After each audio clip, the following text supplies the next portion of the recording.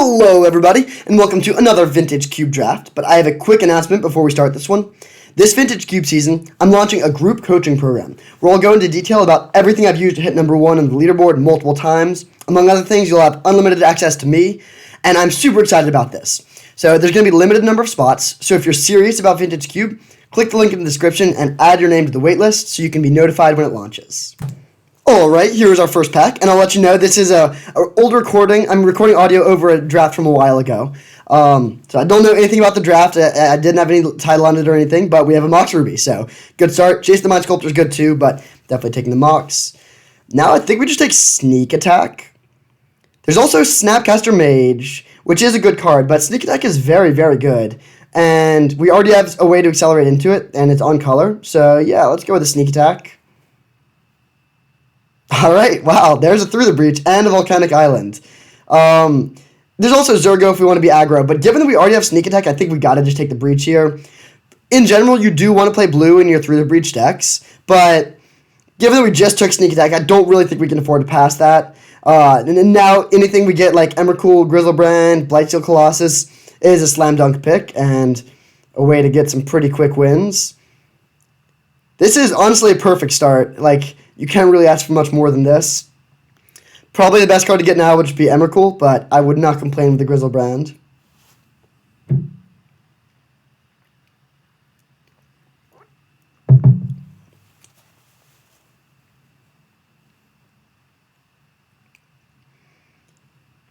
So there's a few ways you can build this sort of deck. It could be a black-red Reanimator deck that's splashing for Through the Reach and Sneak Attack if that's open. It could be a blue-red Sneak Attack deck with a bunch of card draw and library manipulation and stuff like that. It could be a mono-red deck that's splashing Sneak Attack stuff, like an aggro deck that's splashing for like Through the Breach and Inferno Titan, but I don't love those sorts of decks in general. I think you want to be like if you're going to do a combo, commit to the combo, and if you're going to do aggro, commit to aggro. So those are the sort of the main directions I'm looking at. Given that we just passed Volcanic Island, maybe the Reanimator build is looking a little bit more tempting, but we'll keep an open mind and see what the draft gives us. Okay, there's an Inferno Titan. That is a pretty good Sneak Attack target. It hits for 12 damage on its own, and then if you have extra red mana, you can pump it. Yeah, let's take that. I don't love that there's no other red cards in the pack, but that's not the end of the world. I mean, we got a pretty good one there. Another thing I wouldn't mind picking up a bit of is some artifact mana, like a red Signet or a Mind Stone, or just anything that will like help us to get to our 4 and 5 mana combo pieces a little bit ahead of schedule. We already have a Mox for that, but more acceleration would be good too.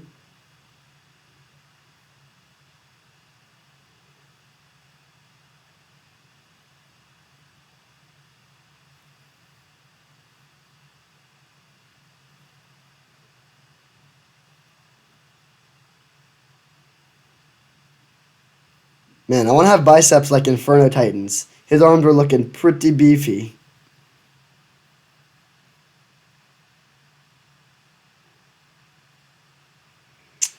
Okay, there's an Ulamog, which is okay, but I think I'd rather just take the Faithless Looting here.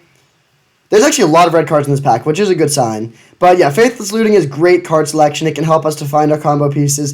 And if we are in a situation where we have like 2 or 3 pieces of top end but no Sneak Attack, then we can sort of filter through that and get rid of the bad cards that we don't want to have in our hand on their own. That was a great pickup, actually. Normally I like to play blue for card selection in these sorts of decks, but Faithless Looting is basically as good card selection as anything you can get in blue, and we don't have to splash a color for it. So, very good pickup. Something like Seasoned Pyromancer would be good as well for more card selection.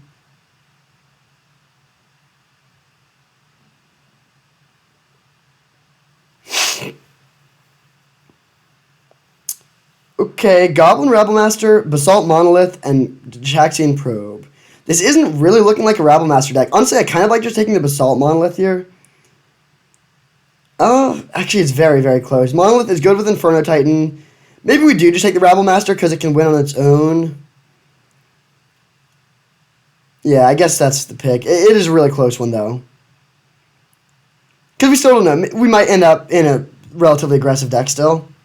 Okay, there's a late Sulfuric Vortex. That's probably the pick. It's not like the fun pick, but it probably is the correct one. Okay, now we have Soul Scar Mage and Shrine of Burning Rage. Mono Red is open. It remains to be seen if we'll be playing Mono Red or some sort of like big red deck. Now we can take Avalanche Riders, which is good in either build, so I like getting that one. Young Pyromancer is okay. Maze of Ith is honestly better, I think. We don't have that many cheap burn spells, and Maze of Ith is really good at interaction if we play a more mid-range deck. And now we need to decide between Zergo and Blaster. Probably just Zergo. Yeah, I think that's the right pickup. Even if we end up playing this sort of like bigger red deck, I like the idea of being able to side into an aggro deck in some matchups. Alright, we'll take a Sword. Probably not a card we're going to be interested in playing, but it could be.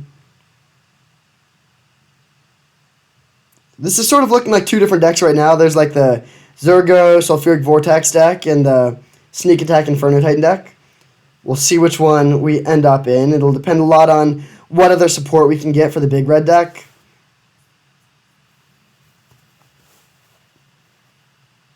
Ooh, Lightning Strike. That's a great pickup for either build. Very happy to see a late strike. That's actually shocking that's going so late. Especially because like the last pack had no red cards, and then we get a premium red card in Lightning Strike that's good in multiple different builds of red. Very confusing. And it could just mean there just happened to not be many red cards in the prior pack.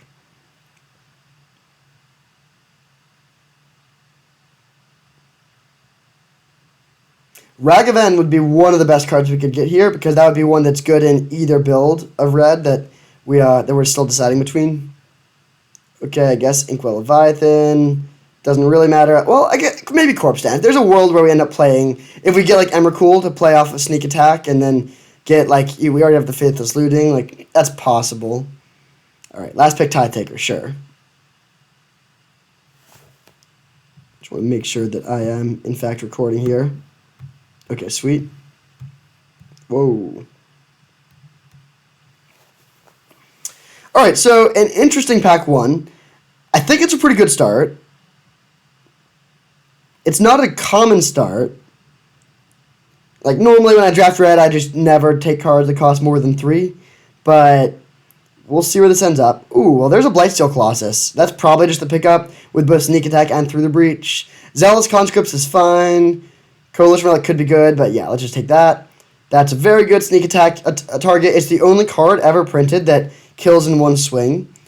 It is pretty awkward if they have even 2 toughness of blockers, because if you hit them for 9 infect, but then you sacrifice your Blightsteel Colossus and have no other infect cards in your deck, you haven't really done anything. So you need to make sure that you're playing it in the right situation, but it's very good when it is good.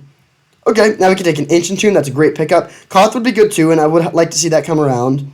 But Ancient Tomb is very, very good in a proactive deck that's monocolored. And it is looking like we'll be monocolored at this point. We don't really have anything pulling us towards any other color. And we have like colorless lands we want to play. We have an on-color Mox.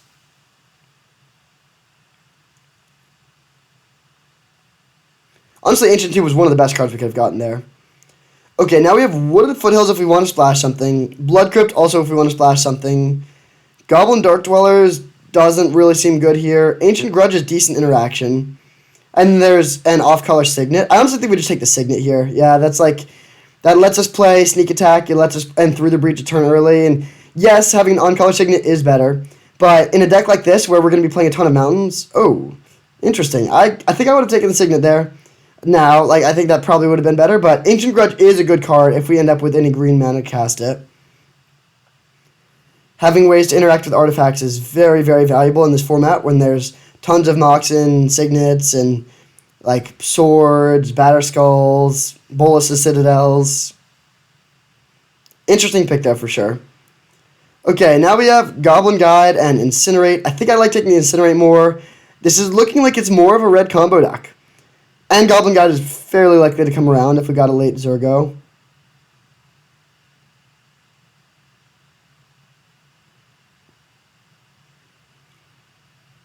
I like having multiple cheap burn spells. I do wish we had some 1-mana burn spells, but Lightning Strike and Incinerate are certainly better than nothing. Right now it looks like we have 1 million playables and we're going to have to make a ton of cuts, but making a few cuts won't be too hard. Like, if we do end up just not doing the aggro plan, then we can pretty easily cut Zergo and Sulfuric Vortex. Maybe Sword of Fire, Feast and Famine as well. Ooh, Glorybringer and Jite. That's really close. Fire Blast is good too, but not as good as the other two. I think we just take the Glorybringer. We don't have that many cheap creatures. Yeah, let's go with that. If we had more 1 and 2 mana creatures, Jite would be better. But right now we only have 1 creature that costs less than 2, and it's a card that we might even be cutting. So I think I'd rather have the Glorybringer.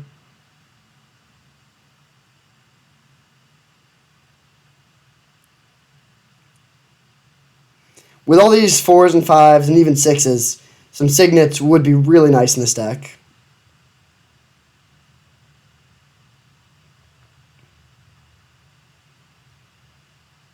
Okay, I think we take the Firebolt here. Siege Gate Commander is fine, but Firebolt's great interaction. It's cheap. We just picked up a 5-drop. Let's just go with that. Metalworker is not a good card in this deck. It could become good, but we're not really there yet.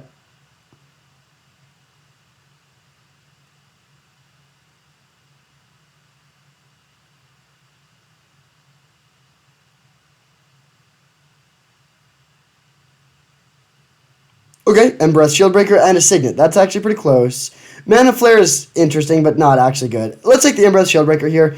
That is like a pretty late Signet, but we don't want to play. We probably want to play like 2 Signets in this deck, and it would be better if they're red. Even though I did say that like we're playing mono red, we're gonna have a lot of mountains. I'm not too worried about producing red mana, but I still would rather play a red Signet if possible.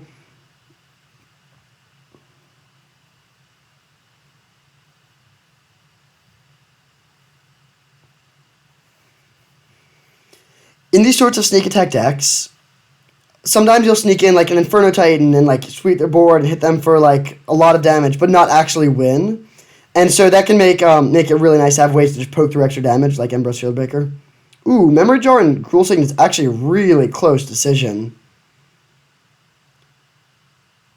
Yeah, I think I like taking the Memory Jar here. Like, we don't have that much card draw. I guess Scroll Signet does help with Ancient Grudge too, but we don't have much in the way of card draw, and Memory Jar should usually just win the game for us.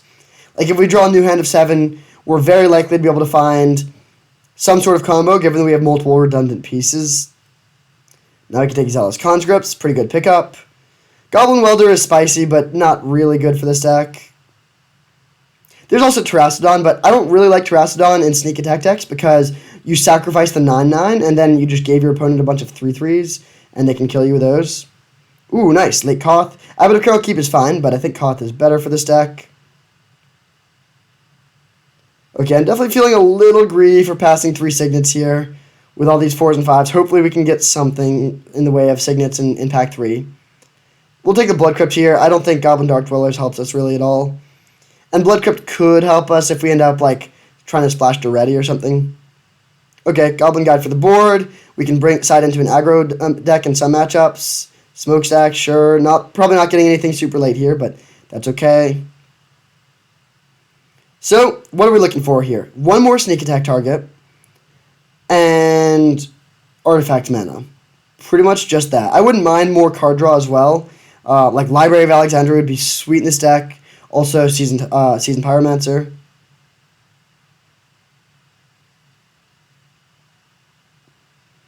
Shelter Torch of Defiance would also be good. Oh, okay. I mean, yeah, that is sweet. Passing to Mox, passing to Bergie, passing to Pia. Bergie in particular would actually be quite good here. But, yeah, we're definitely taking the Lotus. That enables turn 1 Koth, turn 1 Sneak Attack. That's just exactly what this deck wanted. This is maybe one of the best Black Lotus decks I've ever drafted. Yeah, I think that's actually probably true.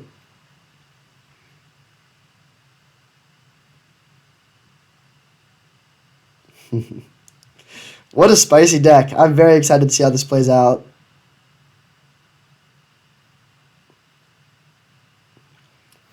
Still looking for more artifact mana. Black Lotus is far better than a Signet, but I would play both.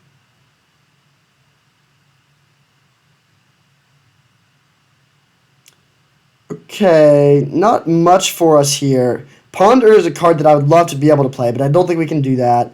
We don't have that many ways to deal with big creatures, so Dismember could be good interaction. And then there's just a Grim Lavamancer as a solid card. Although Lavamancer is not great in this deck since we don't have that many ways to fill the graveyard. That is pretty close. I think I like Dismember, honestly, a little bit more, but it looks like we went with the Grim Lavamancer. Close pick for sure. Ooh, okay, yeah, let's just take another piece of, another sneak attack target. Ulamog is a good one. We don't really need Banefire or Eidolon. Both the Ready and Dak Faden are good, but I think I'd rather have the Ulamog. Ooh, okay, Kiki-Jiki. So we can actually play Zealous Conscript's Kiki now. Because Kiki is also, like, it's not just a combo piece here. It's also good with Glorybringer, Inferno Titan, Avalanche Riders, like, potentially Goblin Rabblemaster. I think I like that a bit better than Burst Lightning, given that we already have, like, Firebolt, Incinerate, and Lightning Strike. Okay, now we can take a Mirror Battlesphere. Good sneak attack target that's also hardcastable.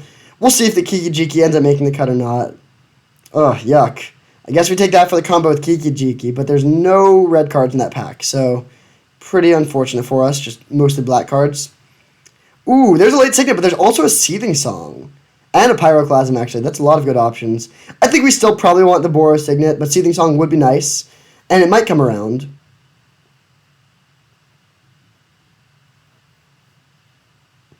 Seething Song enables turn 3 kill with Sneak Attack or with Through the Breach. That would be the argument in favor of that. Even turn 1. We could just go turn 1 Black Lotus, Seething Song, like Through the Breach, Blightsteel Colossus, kill you on turn 1. But Signet's very, very good. Like turn 3 Koth, turn 4 Glorybringer, turn 5 Inferno Titan is pretty broken. And then also just turn 2 Signet, turn 3 Sneak Attack is going to win a lot of games.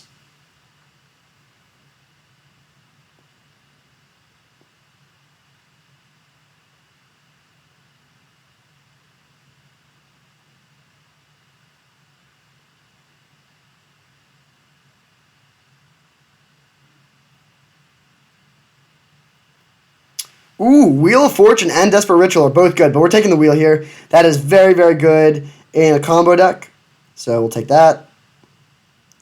This is one of the relatively rare decks that would happily play Red Ritual, so it's a little sad to have just had to pass 2, but I still think taking Signet and Wheel of Fortune is better than taking those 2 rituals.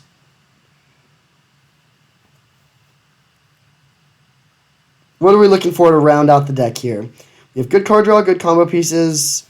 I guess we'll just take a Pia and Kiran Nalaar here. Not bad. Sulfuric Vortex is probably not a card we're playing. Grim Lavamancer also might not be a card we're playing, at least in the main deck. And then we can bring it in against decks that are playing small creatures. This is probably a 16-land deck with Lotus and Mox Ruby for 18 mana sources. So we need to make one more cut. Nice, Dismember came around. That's good to have access to in some matchups. Eidolon, okay. Not taking the Pestermite here. I mean, you can use Pestermite off of Sneak Attack, but that's a little too narrow. Yeah, let's cut the Grim Lavamancer and bring it in certain matchups. And then just throw in 15 mountains and run it like this. Seems pretty sweet. Worn Power Stone is interesting. Yeah, that seems pretty good in a deck that has Inferno Titan and Mirror Battlesphere.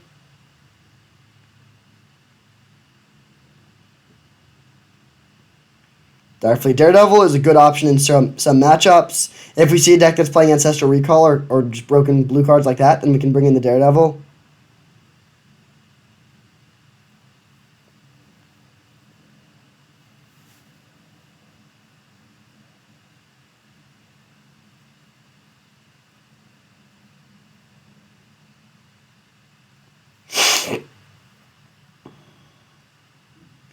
Alright, take Animate Dead, but not play it.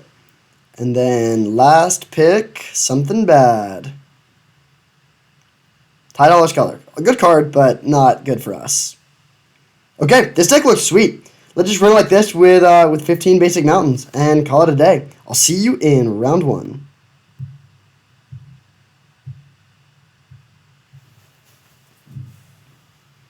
Alright, we get to be on the play. That's pretty sweet. Haha. That's not a good hand. This hand is also not very good. We do have a turn 2 Lightning Strike, so we have some interaction. And if we I think it is a keep. It's not good, but if we top deck a piece of top end, we can like Through the Breach it. We can kill our first play. And I don't really know what we could do better on a Mold of 5. We don't have like Ancestral Recall or cards like that that really make up for mulling. And I mean, I guess we could mull to like Black Lotus for a quick like kill, but oh, they have the Black Lotus. That's not fair. Hopefully they play something that we can Lightning Strike, like a Goblin. Okay, turn 1 Shrine is like a bit scary, but not that bad. Then Figure of Destiny, Mountain, level up Figure of Destiny. Okay, sure. I mean, that's a good turn 1, but it's not broken by any means. Our plan here is to probably just Lightning Strike the Figure of Destiny after they level it up.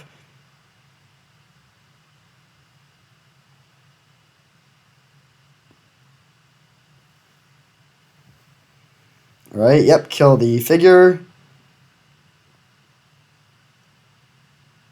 And now we're looking for another burn spell, an Embereth Shieldbreaker, or a card to combo with a Through the Breach. Mox Ruby. Okay, that's a good draw. We can play Memory Jar next turn if we want to, and then if we just top deck a fatty, we can just... I mean, not necessarily win on the spot, but like if we hit them with Ulamog here, we're probably going to win. We're still at 19. Goblin Rabblemaster. That's bad against Grim Lavamancer, so let's just play Memory Jar this turn. And then hopefully we can crack the Memory Jar and find either just like Hardcast Inferno Titan or Sneak Attack.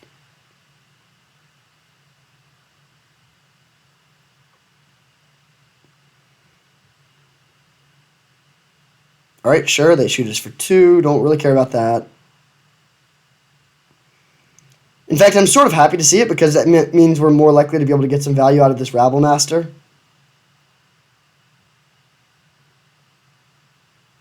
Lightning Strike my face. Okay, the Shrine of Burning Rage is getting up there. That could be a little scary.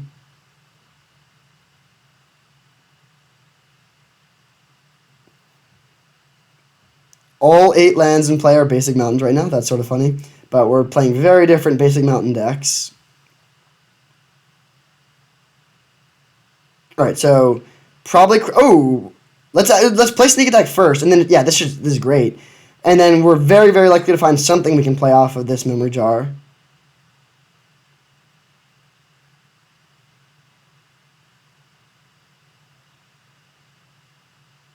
Alright, there we go. We can sneak in Blightsteel and Ulamog, or Blightsteel and Inferno Titan. That seems like it should be pretty good. This deck is awesome, and Memory Jar seems very, very good in it.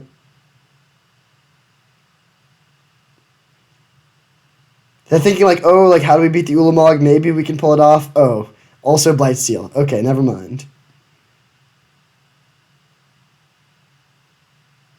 Alright, there we go. Good start. We take down game 1 despite the mulligan. So we're playing against Mono Red. I like remove... Yeah, Direfully Daredevil is good as a first striker. Definitely don't want the Eidolon. We could bring in Dismember. It pays life, but I think it's still worth it for the cheap interaction.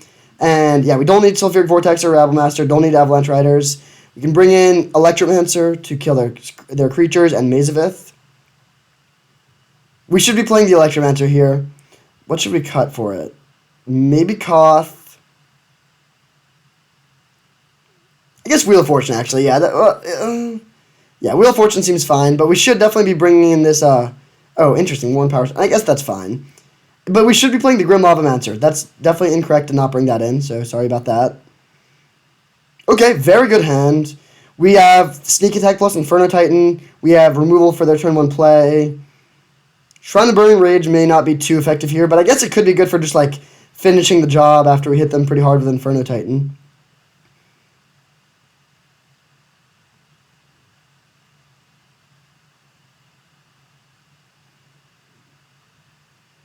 So I would love to see a turn 1 creature here that we can Firebolt. Nice. Do they even flip us a land? We do need lands in this hand. Well, Black Lotus. Okay. I think I actually just like playing turn or 1 Power Stone here. Well, maybe not. Yeah, I guess not. We can go Sneak Attack and activate it next turn if we want to. Runaway Steamkin. Okay. Yeah, I think I like just going... Oh, yeah, this is too slow. We should have just played Sneak Attack here. I think it'd be better to sneak in. But I guess the longer we wait, the more we are able to kill their board. Yeah, I guess that's fine, actually. Shadow Skull Smashing, okay.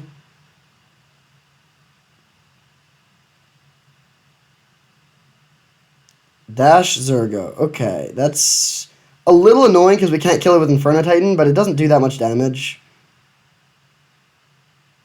So we take 5, then we'll sneak in Inferno Titan this turn, probably. So we can cast that. We could also play Faithless Looting and potentially dig toward... Oh, we can just hardcast Inferno Titan. Right, yeah, so that seems fine. Kill that. And this will kill them very, very quickly. We're still at 13. Zealous... Like, if they go Landmark, Zealous Conscripts, that's what we would die to. But without Zealous Conscripts, okay, there we go. Just Black Lotus into Inferno Titan on turn 3 is enough. Pretty sweet. I'll see you in round 2. Alright, great hand. We don't have a thing to combo through the breach yet, but we have a lot of fast mana. And we can kill an artifact if they have one. Ooh, now that they know about the Shield Breaker, they will not just jam something into it. Maybe this hand isn't as good as I initially thought, since it has a few cards that don't do too much, but we have a lot of live draws. Oh, okay, well that gives us turn 2 Koth. Yeah, I mean, that seems pretty great. Let's just do that. Island, please tap out for something stupid. Okay, they could have a counterspell here. I think we still go for it. Oh, yeah, now that we have another 4-drop, we definitely go for it.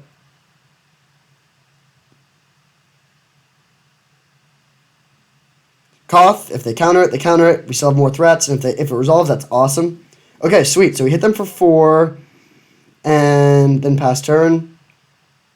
Koth is also threatening to ultimate pretty quickly. No burn spell end of turn, okay. Shelllock Isle, that's going to be way too slow this game. We could just win if we top deck something like Inferno Titan. And if we don't draw anything, we still have Koth going off and Pionk Nalaar to cast. Snapcaster Mage, Gitaxian Probe. That is really weak. So we could use Koth and then play Zealous Conscripts and steal their Snapcaster Mage and hit for 9. If we had Burn, I think that would be correct. But given that we don't, we probably just want to play Pionk Nalaar. Oh, well, all right. Let's just do that then. Pretty sweet. The old turn 3 kill. Not bad. So through the breach, put in Ulamog, attack. They have to sacrifice their blocker. And then we hit them for 14, and they have no permanents in play. Alright, this deck is absolutely crushing it so far. You love to see it. Worth a screenshot for sure.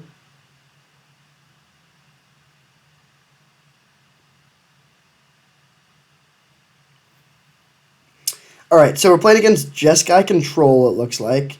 Could be a somewhat tough matchup. Eidolon, or Darkfleet Daredevil is probably good. It's good with, or it's good against, Gitaxian Probe at least. Ooh, Sulfuric Vortex is actually good. I don't think that was the right card to cut there. I don't know what I would have cut, but it wouldn't have been that.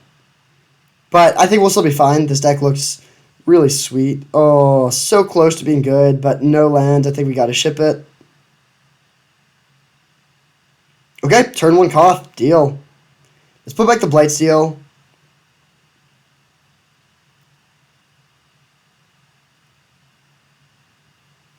I think I like turn 1 Koth better than turn 1 Pionk Nalaar. And this is definitely a spot where we want to make a play on turn 1 because, like, this hand has nothing other than explosiveness. So there's not really a point in trying to play, like, a grindy game. If we really wanted, we could minus the Koth to play Pionk Nalaar next turn, or this turn. But I don't think that's worth it. Let's just swing for 4 and threaten to ultimate on turn 3. So they have to deal with this Koth immediately or they will die. No Petty Theft is good news.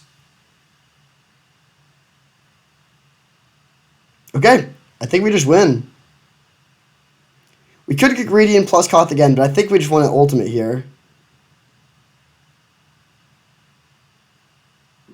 I guess we could plus and play Pionk Nalaar.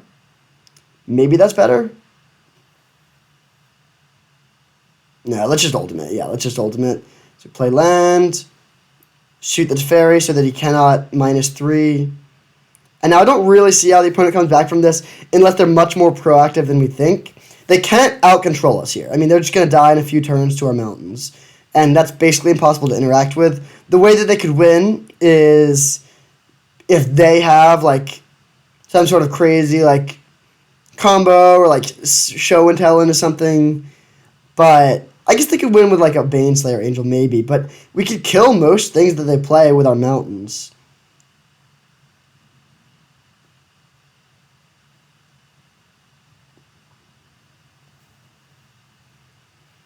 Basically, we just want to keep on drawing mountains. Okay, they plus Teferi, yep. Shelduck Isle, way too slow again. Great card in general. I do love me a Shelduck Isle, but this is not the time for it. They have to have something here, like a Blade Splicer. Well, that's sort of funny. But it's still, I mean, it just delays the inevitable. We can kill that pretty easily. So let's shoot the Blade Splicer for sure. And then I think I'm just going to kill the Golem. We could kill the Teferi too, but I think I'd like just preserve the life total and just keep on putting lands into play and killing stuff.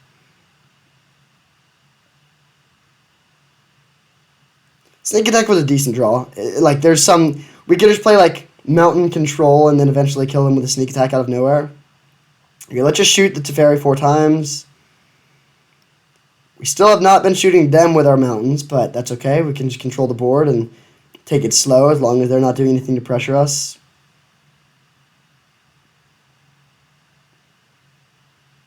Incinerate my face. Okay, that's not very scary. We're still at 17. They probably have Snapcaster Mage, but we can just kill the Snap with a mountain. Alright, Mountain was a great draw. Now we can play P and Kieran Lar. Oh. I guess, actually, yeah, with them having all their open men up, we'd probably just hit them for 5. There's no need to just, like, jam something into a mana drain. No play end of turn, alright? I mean, I don't know what their plan is here. They're dead in 3 turns, and they concede. Alright, so we're 4-0, yet to drop a game. This deck is looking very, very sweet. I'll see you in round 3. Whoa. Sorry about that. This is our hand, and it is a bad one. We should probably ship this on the draw. Sulfuric Vortex is not really the card you want to have as your first play. That was a terrible keep. I don't know why we kept this. We're probably going to lose, but we'll see. Turn 1 Forest, okay. Drawing a Mountain is not what we wanted to see.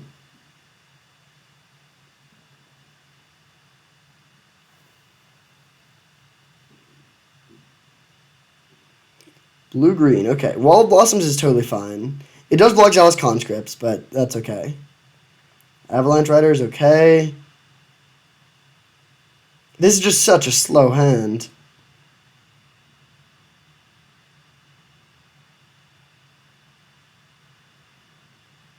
Lotus Cobra, do they have the fetch land? They don't have a fetch land, but they do have a normal land. So they can play another 2-drop if they want to.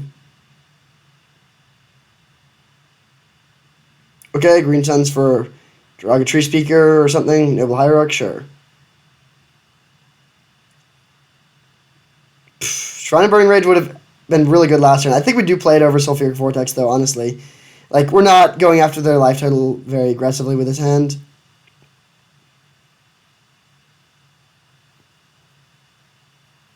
Alright, so they have, what, 4, 5, 6 mana. I mean, there's a lot of stuff we just die to here. If they play Inferno Titan or Primeval Titan, I don't think we can win. Opposition, also don't think we can beat that. Good to know about, though. Definitely good to know about that card. This should actually be a pretty good matchup. We have ways to kill their small creatures, and they probably don't have great ways to interact with our combo. Opposition is good against Sneak Attack, because they can, like, tap down our thing, but I still think this should be a pretty good matchup overall, even though we're getting slayed here in Game 1. That was mostly due to our bad keep, which I don't know why we did.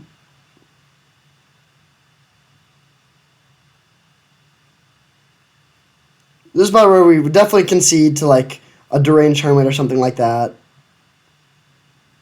Out of the board, we don't really have great interaction for this other than Grim Lavamancer.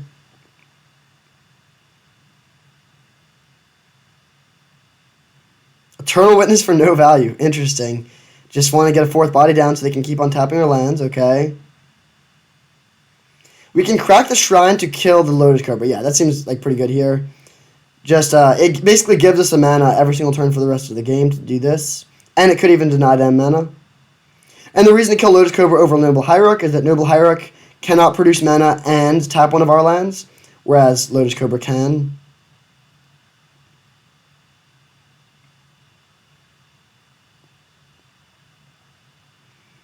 Alright, I mean, if they don't do anything here, maybe they just flood. Oh, no, it looks like they do have a play. Acidic Slime. Brutal. They really don't not want us to have mana here. So they can tap all 4 of our lands again. I'll just concede. It's possible we could get out from under this, but, like, what are we doing here? We don't have any mana. Let's bring in Dismember and Grim Lavamancer. And then what do we not want? Oh, Sulfuric Vortex, which just shouldn't be in the deck. And Zealous Conscript honestly seems pretty weak here. I like all the burn. Oh, Wheel of Fortune. I guess that's not what I think. We should have cut the Zealous Conscripts instead of the Wheel of Fortune. We'll see if we draw Zealous Conscripts and it's good. So what we're looking for in a hand here, number one thing is just a really explosive hand, like Black Lotus. That's always going to be the best thing we can do. Number 2 thing would be having interaction for their early creatures. Like a hand with Grim Lavamancer and Firebolt would be pretty sweet. We get to be on the play here. Very good hand. We can play turn 2 Pete and Kieran Nalaar, turn 3 Through the Breach. And given that, I actually think we will Faithless Looting on 1, which I don't normally like to do. But we can dig for a Through the Breach target. Okay, definitely discarding a land. Then probably just Dismember. I think the other cards are just more important. We could also discard a second Mountain. Actually, maybe that's fine. Yeah, that's probably fine. We have a land for next turn either way. We only want to draw like 1 more land. Ancient Tomb and Dismember is a little awkward, but it's fine. Okay, we drew our other Mountain. That makes me very happy we discarded the Mountain last turn. So play Pete and Kieran Nalaar. We can sacrifice the Thopters and the Mox Ruby to kill a lot of their cheap creatures. We'll see if they have the Wall of Blossoms again.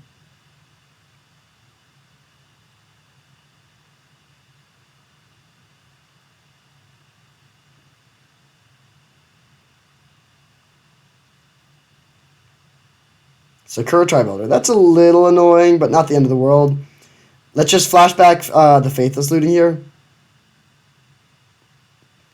Okay, that's some pretty good ones. So we can discard land and probably Dismember. Or Glory. Actually, I guess Glorybringer's fine. Yeah, this way we can kill their threat and a turn and then make them sacrifice all their permanents. If we didn't have the Pete and Kieran Nalaar on board, we would need to keep the Glorybringer to have a way to like push through the last points of damage. But in this spot, we have 4 power on board already, and we're going to put them down to no lands. So 4 power is plenty of time. There's no rush. So we can hold up Dismember, which means even if they go land plus play a dude, we can make them sacrifice all their permanents.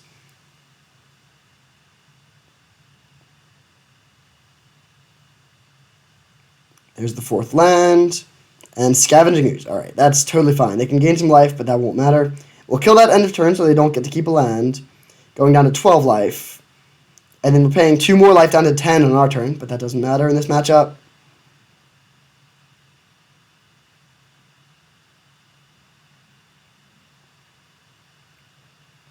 They'll definitely exile our Glorybringer in response. And then they can choose between hitting one of our mountains or their Sakura Tribuilder. They should probably just hit their own Sakura Tribuilder unless they really think they want to... Oh, whoa. They didn't do anything. Alright, well, they could have Counterspell now. That's a little scary. Do we want to wait? I kind of think we just jam. Oh, no, okay. Well, actually, yeah, that seems reasonable to wait. We can do this in their end step if they don't do anything. And they're still under a lot of pressure. Like, they can't just sit back and wait without having 4 power on board. Okay, cycle miscalculation. Good thing we didn't go for the Through the Breach.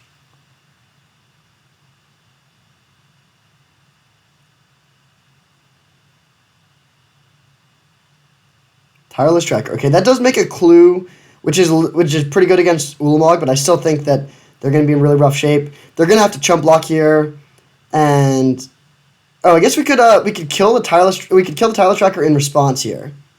Yeah, that seems good. And there's no need to pay 2 life. Let's just tap better. Yeah. Sack this. Sack the Mox to kill the Tireless Tracker before they get their clue. That means they can't crack the clue in response to grow their Tireless Tracker to 3 toughness.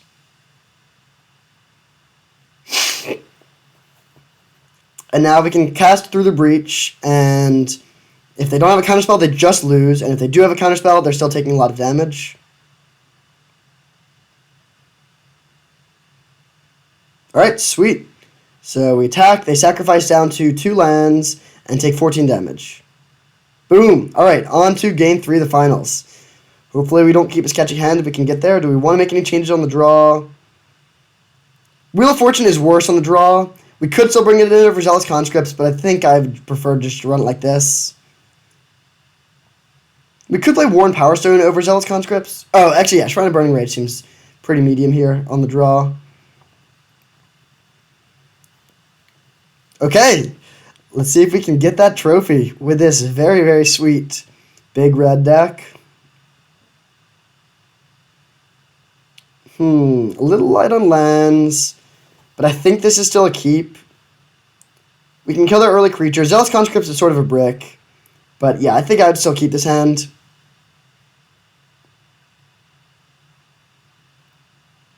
They don't have many one-man accelerants, it seems like.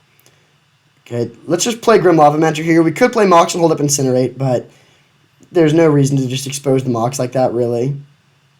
Simic Signet. Okay, good. We can kill that with Embereth Shieldbreaker. Faithless Looting. Let's play that to try and find lands. Okay, nice. So we can discard Zealous Conscripts for sure. And then maybe just the Signet. Yeah, let's do that.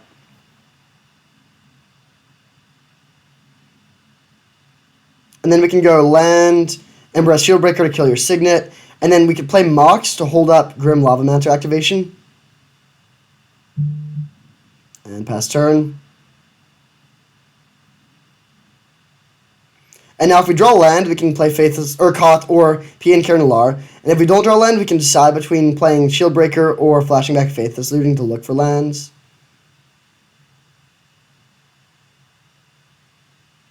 Okay, Green Suns for 2.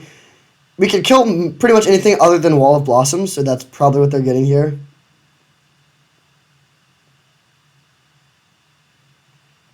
They could also get Sakura Tribelder, actually. That would be a reasonable thing to search up.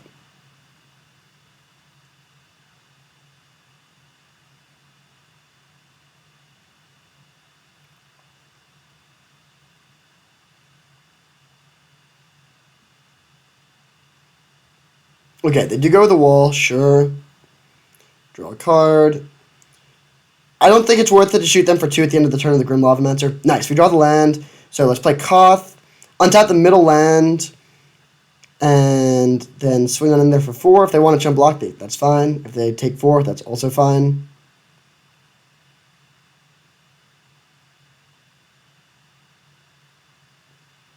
Okay, sure. So this Koth is really putting a lot of pressure on them. And we have more action even if they kill the Koth.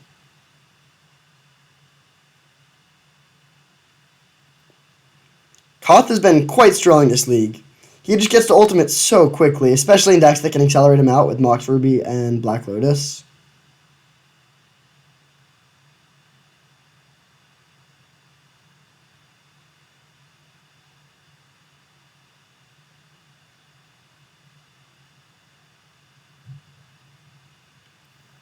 We're also live to draw Myr Battlesphere or Inferno Titan, because we could minus the Koth for mana, and then we would have 7 mana, and we could cast those things.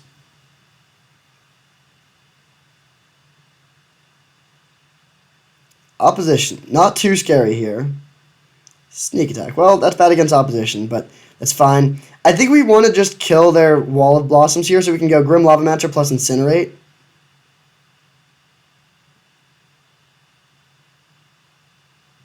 Alright, well, playing Pienkir Nalaar is fine too. Like, they can tap our mountain, but that doesn't do that much. Now we just have a lot of things on board.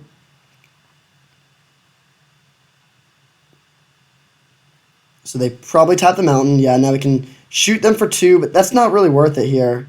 I don't think this is worth it. I guess it's fine. They go to 14. Yeah, actually it's fine. It's fine. We want to use our mana efficiently here when they have opposition down. We have a lot of creatures on board too to attack. So Koth is threatening to ultimate. If we ultimate Koth, we just win. We don't even care about opposition anymore at that point. If they bounce the Koth or something, we still have a lot of creatures to attack with, and if they ever give us a window to get a sneak attack hit in, then, well, I guess we don't have a sneak attack target yet, but I'm still feeling pretty good about this situation. Reclamation Sage to kill our Mox or our Flyer, sure. That's a pretty good hit for them, but we can still ultimate the Koth. So let's just do that, and then we have 4 mountains.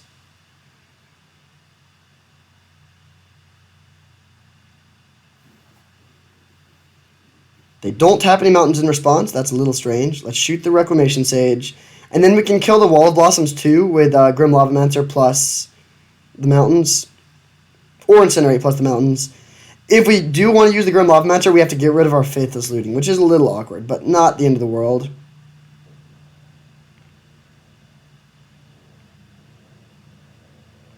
So shoot you again,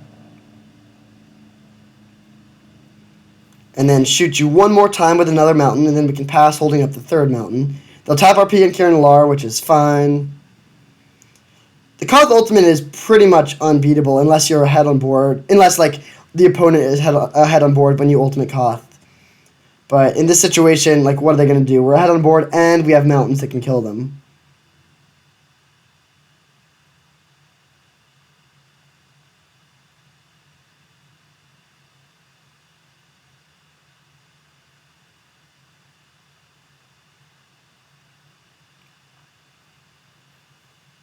Really, the only thing I could see... Well, no, I was going to say, like, Black Lotus Upheaval, but we still get to keep our emblem. We can just play Mountain, shoot you for 1, play Grim Lavamancer. Yeah, I don't really see a way that they could win here. Maybe, like, chaining Thragtusks or something. Okay, Eternal Witness with not enough green mana. That's fine. We can kill that with Incinerate. Or with a Mountain. I guess they get back Simic Signet. That's not nearly enough.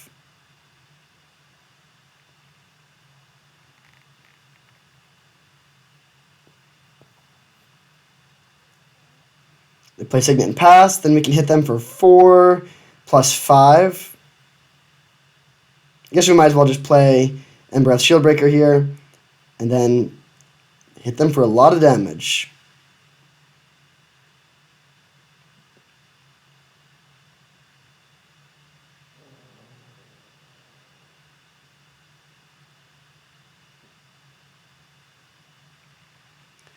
What you got, opponent? You're at 6. And we have 5 mountains that can shoot you for 5. And you have no creatures.